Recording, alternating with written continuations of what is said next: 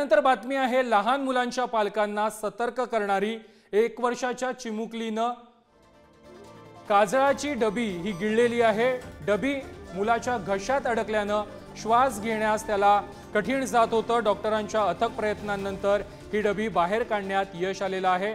Doctor Ravindra Rajput, विजय राजपूतांचं या संपूर्ण घटनेनंतर कौतुक करण्यात येतंय। मनमाडच्या पानेवाडीमध्ये ही घटना घडली आहे। गिळली आणि ती घशात त्याच्या श्वासनलिकेत अडकली।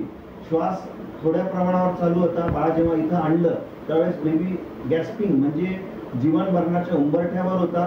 आम्ही लॅरिंगोस्कोपच्या सहाय्याने फोर्सेप टाकून ती डबी काढली आणि त्याचा ऑक्सिजन सप्लाय 37 वरनं 95% गेला। त्यानंतर रात्रीचं त्याला व्हेंटिलेशनवर ठेवण्यात आलं। अशा प्रकारे मृत्यूच्या दारातून जीवनाच्या उंबरठ्यावर काढून आणण्यास देवकी परिवाराला यश मिळालं।